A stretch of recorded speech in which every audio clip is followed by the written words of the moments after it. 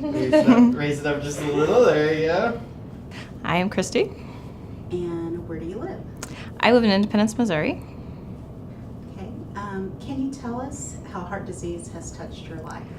Heart disease has been something that has pretty much always been in my life. It's one of my earliest memories. I have a massive, massive family history. It's heart disease and strokes both. It affected all four of my grandparents, both of my parents and my younger sister. So it's been absolutely everywhere. Some of my earliest memories, as I remember, my dad had rheumatic fever as a child, so he has a leaky mitral valve. So for him, when we would go out and play, I mean, he would get really tired. Sometimes he'd be really pale. Sometimes he'd get red-faced, and he'd have to go sit down. So as far back as I can remember, it's always been there one way or another. How did that have an impact on your life? You know, I always knew something was different, that my dad was different than others. Even when I was really, really little, I always knew. And even as a kid, when you see somebody and you see their face turn or you see them wear out, it kind of sets off a little warning bell in your head. Even as a child, it was always there, that I knew that my dad was different. How has heart disease affected you emotionally? You know, it's been really hard because not only did I have my dad, but I was still in grade school when my grandfather had his first heart attack. And I don't think I really fully understood what it meant until I went to the hospital and they took me to see him. And the nurses would peek in the room and peek over the bed because they were always worried because he'd had such a huge heart attack that over 60% of his heart had died. So it was really hard to try to wrap your head around that, or that he was still there. I mean, you knew something was up. Even I was 10. So I knew something was going on, but I don't think I fully understood it until more time went on. And then it was about classes and what you eat and the medicine you take and all that. And then it kind of kept going because he had several recurrent heart issues. And then we started in with the next grandparents, and we kind of went down the road, and then also an uncle. And the interesting thing for my family is that each person has had a different type of heart disease. So it's not like there was one thing to look for. It's been a lot of different things. We have atrial fibrillation, we have mitral valve issues, we have aortic stenosis. I mean, it's everywhere. And then with those, as time went on, we started having the stroke symptoms and the issues. So it's kind of come full circle. So I've seen, you know, helping to help take care of grandparents and things because they couldn't do things, or going to rehab facilities because of loss of functionality. They couldn't move, or they couldn't lift an arm or leg or feet, and sometimes it was communication issues. For one of my grandfathers, it was very hard because it impaired his ability to talk. So he knew what he wanted to say, and he would get very frustrated because he couldn't get the words out. Having all this family history with heart disease, how do you think it affected your life? You know, I think I'm like a lot of people. I think it was always there, and I think for a long time I took it for granted. And I wasn't always taking care of myself as well as I could have and I should have.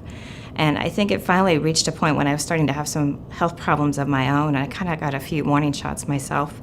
And then for maybe a second or two, you know, your rose-colored glasses come off, and then you like, what have I done to myself? Because I was overweight, I wasn't eating healthy, I wasn't really taking care of myself the way I should, I wasn't sleeping or eating, I wasn't exercising. So I kind of had a little bit of a wake-up call, and I kind of had a few false starts before I started figuring it out. So for me, I've kind of decided, and especially with my younger sister having issues, because she was having issues, we started in our 30s, so we seem to get younger and younger with the issues. So I finally kind of found what works for me, and for me, I've lost about 90 pounds at this point, which is huge. And I am doing the diet and the exercise. And when I say diet, it's not like this hardcore rigid thing. It's really living and taking care and making sure you eat the right foods. There's nothing that's off limits. Sometimes I have good days or bad days. It's for me about always getting back on track and staying on track. So I've managed to accomplish a lot.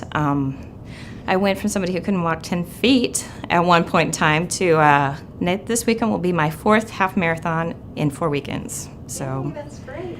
Not the fastest runner, but I'm out there and I am doing it, and I'm much healthier, probably the healthiest I've been in my life. at this point in time. So I'm trying to avoid and beat it. And the American Heart Association talks about how 80% of heart disease, no matter where it comes from, is preventable. And I think that I'm a pretty good example that that is really true, because by now I should have had a couple heart attacks and maybe even a stroke based on my family history. So far none of those. Hopefully none, at least not coming up. So I hope to keep it up and to encourage others. With your lifestyle changes, has that had an impact on other family members?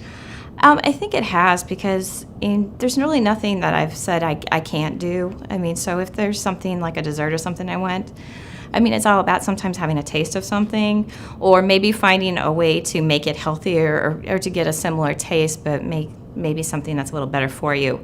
And so I'm trying to convince, and I'm kind of slowly but surely getting people to kind of watch what I'm doing. And so I see people like in my family kind of trying to emulate some of the things I've done, or getting recipes or getting ideas to do things. I've got both of my parents up walking. I got them to do their first 5K this year. So that was kind of exciting, because they're kind of on the couch potato mode here as of lately. I'm working on my sister. She's got a few extra issues to deal with right now, though, but I'm getting there, and we're eating healthier, of course. Considering that heart disease kills more women than cancer, why do you think women don't talk about heart disease? I think that women don't talk about heart disease because I think it has a little bit of a stigma that it's an old man disease, that only little old men have heart attacks, and it's really not true. I think that recent studies, since I work in healthcare, they're showing kids as young as 8 years old with heart disease and enlarged hearts, which is really disturbing and scary. And then on top of that, women do so much. They're out in the workforce working jobs, they're taking care of family and taking care of everybody else till they don't take care of themselves. And it's kind of like the airport where they tell you, oh, put the mask on your face before you help your child. You really got to do that with your health and your heart disease, because if you're not around because you didn't take care of yourself, you can't take care of anybody else. And I think women, we all want to take care of everybody else first. My name is Christy, and I go red for me first and foremost, because if I'm not here, I can't help and support my friends and my family and be the best that I can be. I want to uncover the truth about heart disease, because I don't want anybody else to have to live through the lives and the deaths of their family members the way I have. Living life to its fullest is why.